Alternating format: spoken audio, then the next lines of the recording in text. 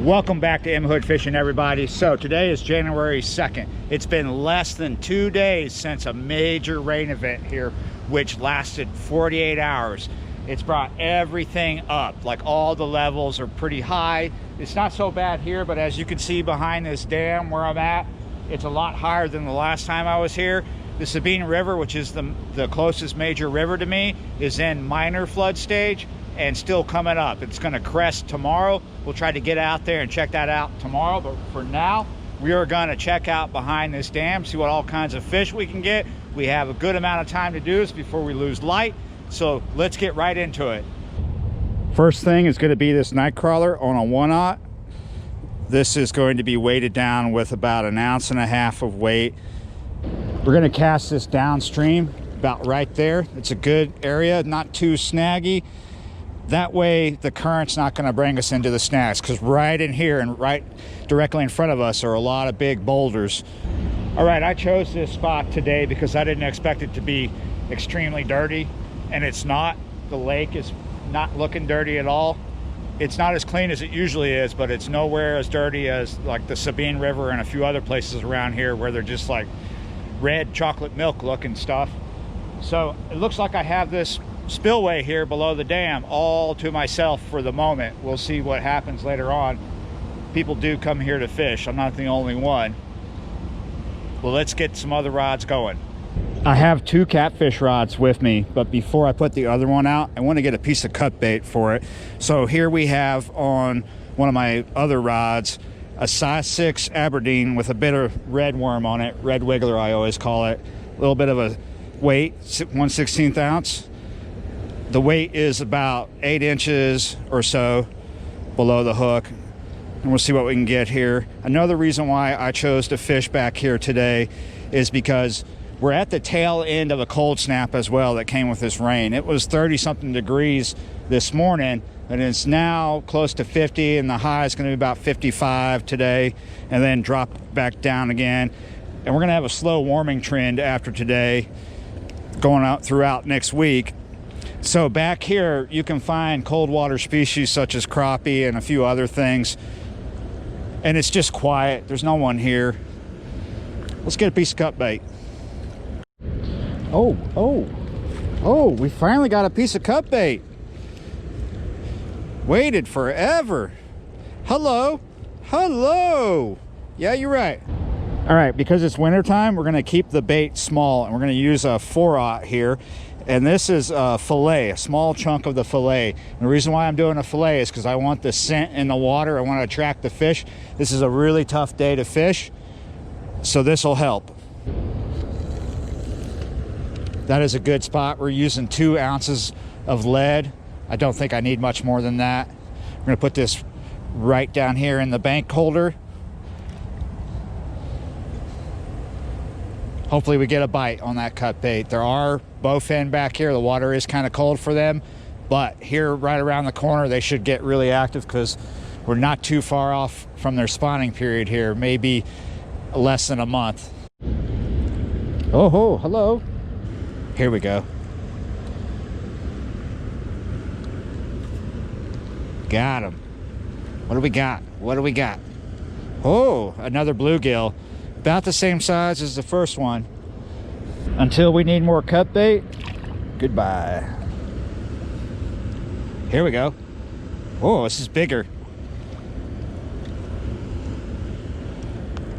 Bigger than those first 2. Nice. Half a sandwich right there. See you later, buddy. We want to change the position of this cut bait line. If there's a bunch of bluegill hidden right in here towards the middle, let's put this cut bait closer to that, but not right on top of that area where I'm catching those bluegill. There are rocks right in there. This could be a snag fest here that I'm entering in. Oh, my stuff's not straight.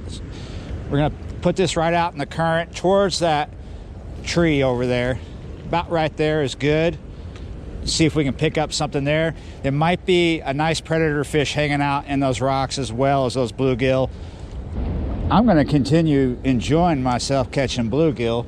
That might be the only thing active right now.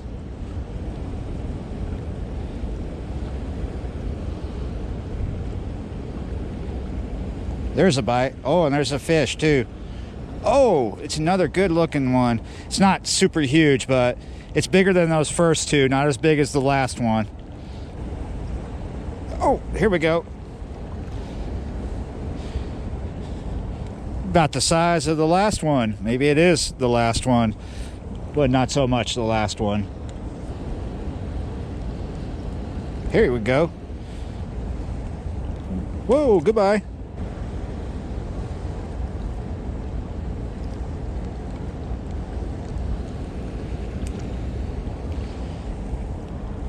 Yeah, you're right. Oh, ho, ho, ho. Finally, a different species. So yeah, I was doing something without running the camera because it's been so slow.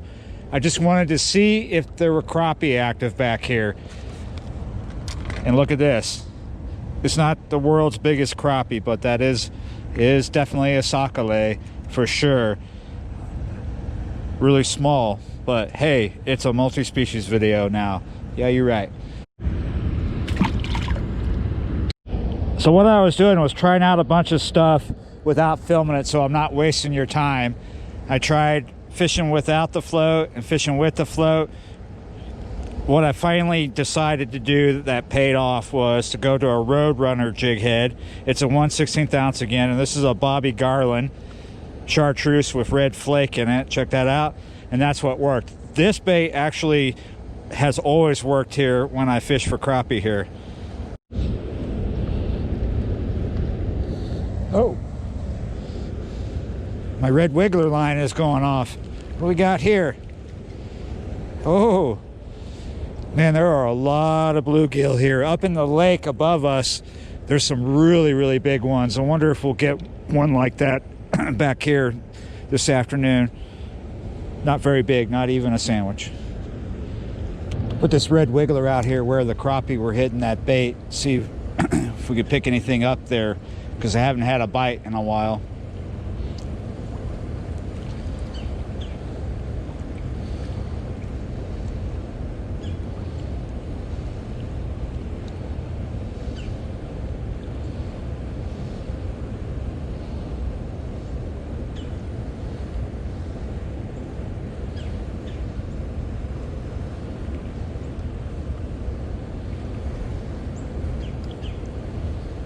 There's a bite. There's a fish. What do we got? Feels good size. Whoa, that's not the biggest bluegill I've ever caught, but that's not bad. It's not bad for losing light. Yeah, you're right. All right, guys, it is almost 6 o'clock. It is time for me to get up out of here. I got to tell you, the fishing back here was actually a little better than I expected. Just a little bit better. Not great, but it is to be expected. We did come through a lot of rain recently. Everything's still coming up, and it was really, really cold. So to be expected. Seems to be more bluegill back here than anything. I know there's other fish. We just got to wait for things to get a little better. But tomorrow we're going to go somewhere else, and hopefully it'll be just a little different, right? We hope, right? So until then, like, share, comment, click the notification bell and all that good stuff. Subscribe to the channel if you haven't already, and I will see you next time.